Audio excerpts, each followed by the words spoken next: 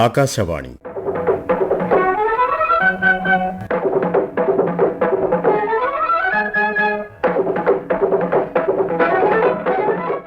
തിരുവനന്തപുരം പ്രാദേശിക വാർത്താ വിഭാഗം അവതരിപ്പിക്കുന്ന വാർത്താ തരംഗിണി.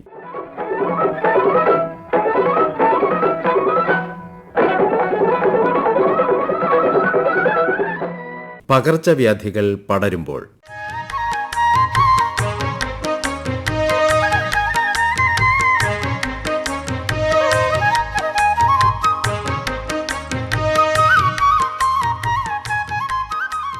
സംസ്ഥാനത്ത് മഴക്കാലം എത്തിയതോടെ പലതരത്തിലുള്ള പകർച്ചവ്യാധികളും പ്രത്യക്ഷപ്പെട്ടിരിക്കുകയാണ്. പകർച്ചപ്പനി മുതൽ ഷിഗല്ല വരെയും നിപ്പ കേസും റിപ്പോർട്ട് ചെയ്തിട്ടുണ്ട്.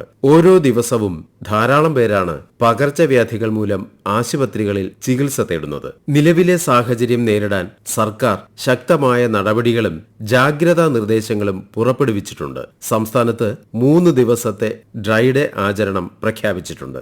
പകർച്ചവ്യാധി നിയന്ത്രണത്തിന് ദീർഘകാല പദ്ധതി തയ്യാറാക്കാൻ ആരോഗ്യവകുപ്പ് ഉന്നതതല സമിതിക്ക് രൂപം നൽകിയിട്ടുണ്ട്. കാലാവസ്ഥാ മാറ്റത്തിനനുസരിച്ച് ഓരോ സീസണിലും പടർന്നു പിടിക്കാവുന്ന പകർച്ചവ്യാധികൾ സംബന്ധിച്ച കലണ്ടർ തയ്യാറാക്കുന്നതിനും നിയന്ത്രണ നടപടികൾ സ്വീകരിക്കുന്നതിനുമാണ് സമിതി രൂപീകരിച്ചിട്ടുള്ളത്.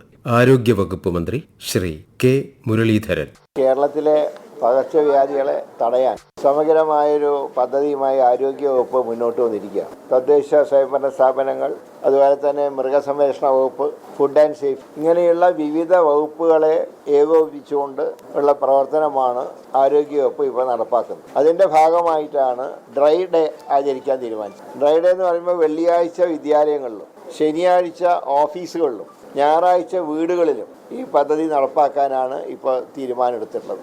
വീടുകളിലെ ഡ്രൈ ഡേയുടെ ഒരു നിർദ്ദേശം കൊടുത്തിട്ടുള്ളത്, ഈ ചെടിച്ചട്ടികളുടെ അടിയിലെ ട്രേ, AC-യിൽ നിന്നും വെള്ളം വീഴുന്ന ട്രേ ഉണ്ട്, അതുപോലെ തന്നെ മണി പ്ലാന്റ് വെച്ചിട്ടുള്ള പാത്രങ്ങളുണ്ട്, ഫ്രിഡ്ജിൻ്റെ പുറകിലെ ട്രേ, ഇത് ആഴ്ചയിലൊരിക്കൽ നിർബന്ധമായും വെള്ളം മാറ്റി ക്ലീനാക്കും. കാരണം കൊതുക് വളരാനുള്ള സാഹചര്യങ്ങൾ പൂർണ്ണമായിട്ട് ഒഴിവാക്കാൻ വേണ്ടിയാണ്. അതുപോലെ ഉപയോഗിക്കാത്ത ഒരു ക്ലോസറ്റും കാര്യങ്ങളൊക്കെ ആഴ്ചയിലൊരിക്കലെങ്കിലും ക്ലീനാക്കണം എന്നാണ് ഈ ഡ്രൈ ഡേ കൊണ്ട് ഉദ്ദേശിക്കുന്നത്.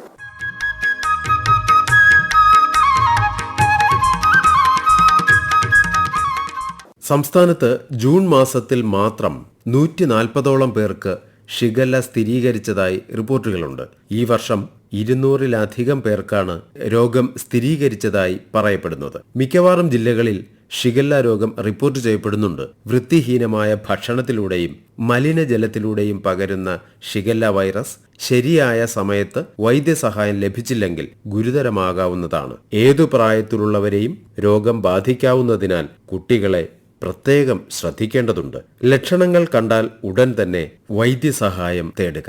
പകർച്ചപ്പനി പ്രതിദിനം 10,000-ലധികം പേർക്കാണ് ബാധിക്കുന്നതായി പറയപ്പെടുന്നത്. ആശുപത്രികളിൽ പ്രത്യേകം പനി ക്ലിനിക്കുകൾ വരെ സജ്ജമാക്കിയിട്ടുണ്ട്. തിരുവനന്തപുരം ലെജിസ്ലേച്ചേഴ്സ് ഹെൽത്ത് ക്ലിനിക്കിലെ ഡോക്ടർ ആർ ജ്യോതിശങ്കർ, നമ്മുടെ സംസ്ഥാനത്ത് പ്രത്യേകിച്ച് ഈ മഴക്കാലത്ത് നാം ഏറ്റവും കൂടുതൽ ശ്രദ്ധിക്കേണ്ട ആരോഗ്യ വിഷയമാണ് പകർച്ചപ്പനികൾ. കേരളത്തിൽ ഓരോ വർഷവും മഴക്കാലം ആരംഭിക്കുന്നതോടെ ഡെങ്കിപ്പനി, എലിപ്പനി, അതുപോലെ മറ്റു വൈറൽ പനികൾ എന്നിവയുടെ എണ്ണം വർദ്ധിക്കാറുണ്ട്. എന്നാൽ നാം ഒരുമിച്ച് ഒറ്റക്കെട്ടായി പ്രവർത്തിച്ചാൽ ഈ പ്രതിസന്ധിയെ നമുക്ക് എളുപ്പത്തിൽ പ്രതിരോധിക്കാൻ സാധിക്കും. ഇതിലേക്കായി നമ്മുടെ ഓരോരുത്തരുടെയും ശ്രദ്ധയിൽ വേണ്ട ചില സുപ്രധാന കാര്യങ്ങളുണ്ട്. ഒന്നാമതായി കൊതുക് നശീകരണവും ഡ്രൈ ഡേ ആചരണവും. ഡെങ്കിപ്പനി, ചിക്കൻ ഗുനിയ, മലേറിയ തുടങ്ങിയവ കൊതുകുജന്യ രോഗങ്ങളാണ്. ഈഡിസ് കൊതുകുകളാണ് ഡെങ്കിപ്പനി പരത്തുന്നത്. ഇവ ശുദ്ധജലത്തിലാണ് മുട്ടയിട്ട് പെരുകുന്നത്. ചിരട്ടകൾ, പ്ലാസ്റ്റിക് കുപ്പികൾ, ഉപേക്ഷിക്കപ്പെട്ട ടയറുകൾ, ഫ്രിഡ്ജിന്റെ പുറകിലെ ട്രേ, വീടിനകത്തെ ചെടിച്ചട്ടികൾ എന്നിവിടങ്ങളിൽ കെട്ടിനിൽക്കുന്ന വളരെ കുറഞ്ഞ അളവിലുള്ള വെള്ളം പോലും കൊതുകിന് പെരുകാൻ മതിയാകും. ഒരു സ്പൂൺ വെള്ളത്തിൽ പോലും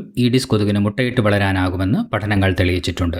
ഇത് തടയാൻ ആരോഗ്യവകുപ്പ് നിർദ്ദേശിക്കുന്ന ഏറ്റവും പ്രധാനപ്പെട്ട മാർഗമാണ് ഡ്രൈ ഡേ ആചരിക്കുക എന്നത്. നമ്മുടെ പുതിയ ഡ്രൈ ഡേ കലണ്ടർ പ്രകാരം നാം കൃത്യമായി എല്ലാ ആഴ്ചകളിലും ശുചീകരണം നടത്തേണ്ടതുണ്ട്. ആഴ്ചയിൽ ഒരു ദിവസം കൊതുക് വളരുന്ന സാഹചര്യങ്ങൾ ഇല്ലാതാക്കാൻ നാം മാറ്റിവെക്കുന്നത് വലിയൊരു മാറ്റം കൊണ്ടുവരും. രണ്ടാമതായി എലിപ്പനി പ്രതിരോധം. രണ്ടാമത്തെ പ്രധാന വില്ലൻ എലിപ്പനിയാണ്. മലിനജലത്തിലൂടെയും ചെളിയിലൂടെയുമാണ് എലിപ്പനിയുടെ ബാക്ടീരിയ പകരുന്നത്. തൊഴിലുറപ്പ് തൊഴിലാളികൾ, കർഷകർ, ശുചീകരണ തൊഴിലാളികൾ, അതുപോലെ മഴവെള്ളത്തിലും ചെളിയിലും ഇറങ്ങി ജോലി ചെയ്യുന്ന എല്ലാവരും പ്രത്യേകം ശ്രദ്ധിക്കണം. കാലിലോ ശരീരത്തിലോ ചെറിയ മുറിവുകളുണ്ടെങ്കിൽ ഈ ബാക്ടീരിയ എളുപ്പത്തിൽ ശരീരത്തിൽ പ്രവേശിക്കും. മലിനജലവുമായി സമ്പർക്കം വരുന്നവർ നിർബന്ധമായും കയ്യുറകളും ഗംബൂട്ടുകളും ഉപയോഗിക്കുക. ഏറ്റവും പ്രധാനപ്പെട്ട കാര്യം, തൊഴിലിനായി ചെളിയിലോ വെള്ളത്തിലോ ഇറങ്ങുന്നവർ ആരോഗ്യ പ്രവർത്തകരുടെ നിർദ്ദേശപ്രകാരം പ്രതിരോധ മരുന്നായ ഡോക്സിസൈക്ലിൻ ഗുളികകൾ കൃത്യമായി കഴിക്കുക എന്നതാണ്. ഇത് എലിപ്പനി ഉണ്ടാകാനുള്ള സാധ്യത 20% വരെ കുറയ്ക്കും. മൂന്നാമതായി ജലജന്യ രോഗങ്ങളും വ്യക്തിശുചിത്വവും. വയറിളക്ക രോഗങ്ങളായ കോളറ, ഷിഗല്ലോസിസ്, ടൈഫോയിഡ് എന്നിവ ജലജന്യ രോഗങ്ങളാണ്. ഇവയെ തടയാൻ തിളപ്പിച്ചാറ്റിയ വെള്ളം മാത്രമേ കുടിക്കാൻ പാടുള്ളൂ. അതുപോലെ ആഹാര സാധനങ്ങൾ എപ്പോഴും അടച്ചു സൂക്ഷിക്കാനും പുറത്തുനിന്നുള്ള തുറന്നുവച്ച ഭക്ഷണങ്ങൾ ഒഴിവാക്കാനും ശ്രദ്ധിക്കണം. വ്യക്തി ശുചിത്വം വളരെ പ്രധാനമാണ്. സോപ്പിട്ട് കൈകൾ കഴുകുന്ന ശീലം തുടരുക. കൂടാതെ ചുമയോ ജലദോഷമോ ഉള്ളവർ പൊതു ഇടങ്ങളിൽ പോകുമ്പോഴും ആശുപത്രികൾ സന്ദർശിക്കുമ്പോഴും മാസ്ക് ധരിക്കുന്നത് രോഗം പകരുന്നത് തടയാൻ സഹായിക്കും. ഇനി പനി വന്നാൽ എന്ത് ചെയ്യണം? പലരും മെഡിക്കൽ സ്റ്റോറിൽ നിന്ന് സ്വന്തമായി മരുന്ന് വാങ്ങി കഴിക്കുന്ന പ്രവണതയുണ്ട്. ഇത് വളരെ അപകടകരമാണ്. എലിപ്പനിക്കും ഡെങ്കിപ്പനിക്കും തുടക്കത്തിൽ തന്നെ ശരിയായ ചികിത്സ ലഭിച്ചില്ലെങ്കിൽ അത് ജീവന് തന്നെ ഭീഷണിയായേക്കാം. പനി വന്നാൽ ഉടൻ തന്നെ അടുത്തുള്ള സർക്കാർ ആരോഗ്യ കേന്ദ്രത്തിലോ ഡോക്ടറെയോ സമീപിച്ച് ചികിത്സ തേടുക. ഡോക്ടറുടെ നിർദ്ദേശമില്ലാതെ ആന്റിബയോട്ടിക്കുകൾ ഉൾപ്പെടെയുള്ള മരുന്നുകൾ വാങ്ങി കഴിക്കരുത്. പനിയുള്ളപ്പോൾ ധാരാളം വെള്ളം കുടിക്കുകയും പൂർണ്ണ വിശ്രമം എടുക്കുകയും ചെയ്യുക. പകർച്ചപ്പനികളെ പ്രതിരോധിക്കുക എന്നത് ഓരോ വ്യക്തിയുടെയും കടമയാണ്. നമ്മുടെ വീടും ചുറ്റുപാടും വൃത്തിയായി സൂക്ഷിക്കുക. നമ്മുടെ ആരോഗ്യം നമ്മുടെ ഉത്തരവാദിത്തം എന്ന ലക്ഷ്യം നമുക്ക് ഒരുമിച്ച് പ്രാവർത്തികമാക്കാം. ജാഗ്രതയോടെ നമുക്ക് ഈ മഴക്കാലത്തെ നേരിടാം.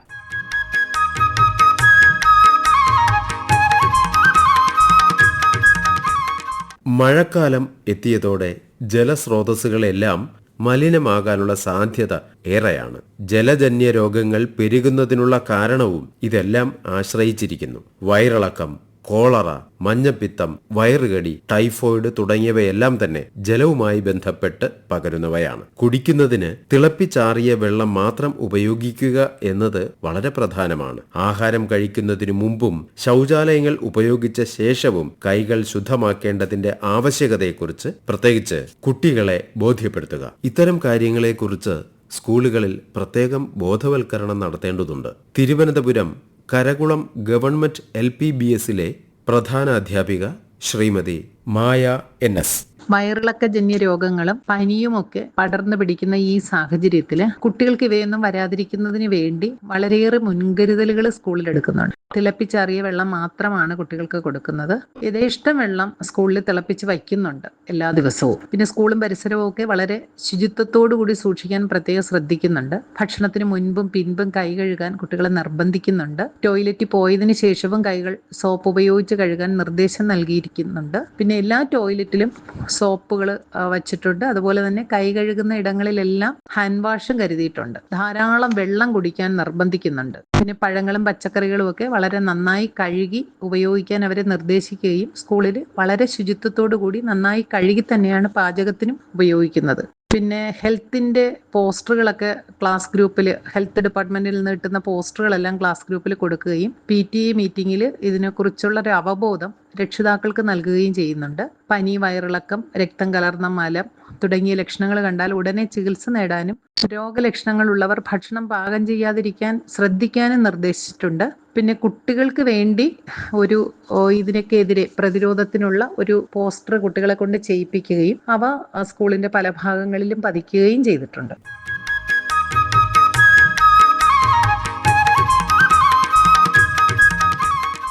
സംസ്ഥാനത്ത് ചിലയിടങ്ങളിൽ എലിപ്പനി റിപ്പോർട്ട് ചെയ്തിട്ടുണ്ട്. അതിനാൽ ആരോഗ്യവകുപ്പ് ജാഗ്രതയും നിരീക്ഷണവും ഊർജിതമാക്കിയിട്ടുണ്ട്. വൈറൽ പനി ആകാമെന്ന് കരുതി ചികിത്സ വൈകിപ്പിക്കുന്നത് എലിപ്പനി മാരകമാകാൻ കാരണമാകുന്നതാണ്. അതിനാൽ പനി പിടിച്ചാൽ ഉടൻ തന്നെ വൈദ്യസഹായം തേടുക എന്നത് പ്രധാനമാണ്.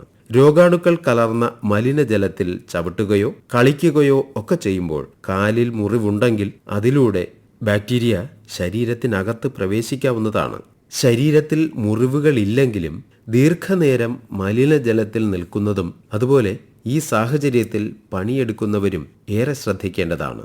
ഏറെ നേരം വെള്ളത്തിൽ ചവിട്ടുന്നത് വഴി കാലിലെ ത്വക്ക് മൃദുലമാകുകയും അതിലൂടെ രോഗാണു പ്രവേശിക്കുകയും ചെയ്യാവുന്നതാണ്. മഴക്കാലത്ത് ഓടകളും മറ്റും നിറഞ്ഞൊഴുകുമ്പോൾ അതിലൂടെ ചവിട്ടി നടക്കുന്നതും ജാഗ്രതയോടെ വേണം. തിരുവനന്തപുരം മാണിക്കൽ കുടുംബാരോഗ്യ കേന്ദ്രത്തിലെ junior public health nurse Shrimati Nisha N. പകർച്ചപ്പനികളിൽ പലതും ഗുരുതരമായ ആരോഗ്യ സാഹചര്യങ്ങളും സൃഷ്ടിക്കാറുണ്ട്. അതിനാൽ രോഗത്തിനൊപ്പം ആശങ്കകളും പനി പകർന്നു നൽകുന്നു. വായുവിലൂടെയാണ് വൈറൽ പനി പകരുന്നത്. പനി ബാധിച്ചാൽ ചികിത്സ തേടുകയും വിശ്രമിക്കുകയും ചെയ്യേണ്ടി വരും. വൈറൽ പനി ആസ്മ രോഗികളിൽ ബുദ്ധിമുട്ടുകൾ വർദ്ധിപ്പിക്കും. ന്യൂമോണിയയിലേക്ക് മാറാനുള്ള സാധ്യതയും കൂടുതലാണ്. പനിയുള്ളവർ വീട്ടിലിരുന്ന് വിശ്രമിക്കാൻ ശ്രമിക്കണം. യാത്രകൾ പരമാവധി ഒഴിവാക്കുക. മാസ്ക് ഉപയോഗിക്കുന്നത് ശീലമാക്കുന്നതിലൂടെ കോവിഡിനെയും മറ്റു പനികളെയും ഒരു പരിധിവരെ തടയാനാകും. പനിയുടെ ലക്ഷണം നോക്കി ഭയപ്പെടാതെ ചികിത്സ തേടുകയാണ് ഈ അവസരത്തിൽ ചെയ്യേണ്ടത്. ഗൃഹസന്ദർശനത്തിനെത്തുന്ന ആരോഗ്യ പ്രവർത്തകരുടെ നിർദ്ദേശങ്ങൾ പാലിക്കുക. പകർച്ചപ്പനി പ്രതിരോധിക്കാൻ ഏറ്റവും പ്രധാനം വ്യക്തി ശുചിത്വവും പരിസര ശുചിത്വവുമാണ്. കൊതുക് പെരുകുന്ന സാഹചര്യങ്ങൾ ഒഴിവാക്കുക.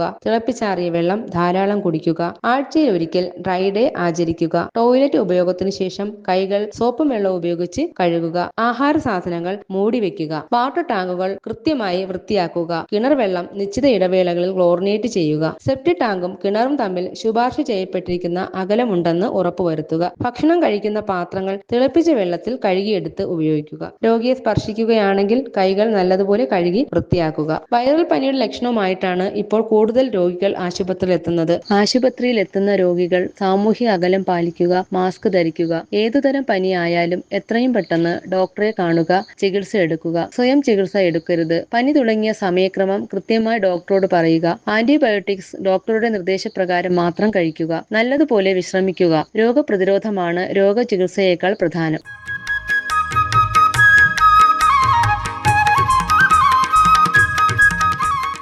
മഴക്കാലം കൊതുകുജന്യ രോഗങ്ങളുടെ കാലം കൂടിയായതിനാൽ കൊതുകുകളെ നിയന്ത്രിക്കുകയാണ് പ്രധാനം. ഡെങ്കിപ്പനി, മലേറിയ, ചിക്കുൻഗുനിയ, മന്ത്, ജപ്പാൻ ജ്വരം തുടങ്ങിയവയെല്ലാം കൊതുക് വഴി പകരുന്നതാണ്. കൊതുകുകളെ നിയന്ത്രിക്കുന്നതിന് ആദ്യം വീടും പരിസരവും വൃത്തിയാക്കുക എന്നതാണ്.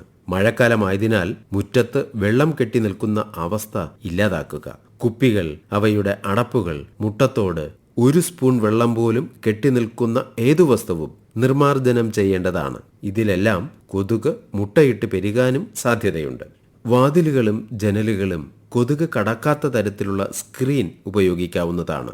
ശരീരത്തിൽ കൊതുക് കടിയേൽക്കാത്ത തരത്തിലുള്ള വസ്ത്രം ധരിക്കുക, കൊതുക് നാശിനികൾ ഉപയോഗിക്കുക തുടങ്ങിയവയെല്ലാം ചെയ്യാവുന്നതാണ്.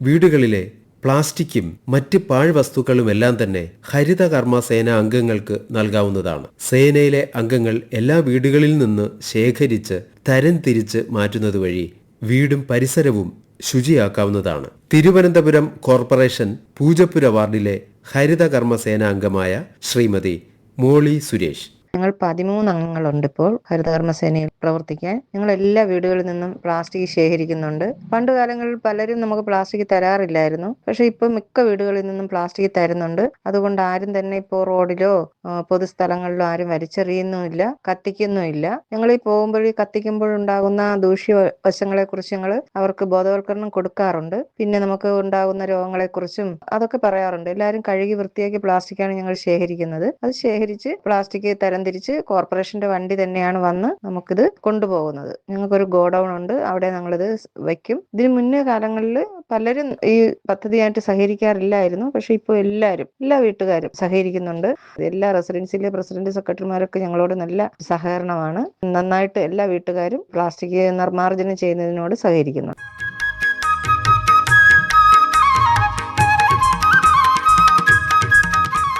പകർച്ചവ്യാധികൾ തടയുന്നതിനുള്ള മാർഗം പരിസര ശുചിത്വം, വ്യക്തി ശുചിത്വം മുതലായവയാണ്. ഒപ്പം കുടിവെള്ളം, ഭക്ഷണം എന്നിവ മലിനമാകാതെ ശ്രദ്ധിക്കുക. സാനിറ്റൈസർ പോലെയുള്ള അണുനാശിനികൾ എപ്പോഴും കരുതുക. പുറത്തു പോയി വന്ന ശേഷം ശരീരം അണുവിമുക്തമാക്കുക. കുടുംബത്തിലെ ഓരോ വ്യക്തിയും ഇത്തരം സാഹചര്യത്തോട് ജാഗ്രതയോടെ പെരുമാറുക.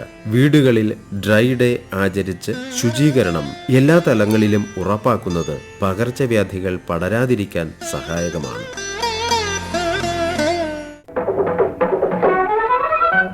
വാർത്താ തരംഗിണി സമാപിക്കുന്നു.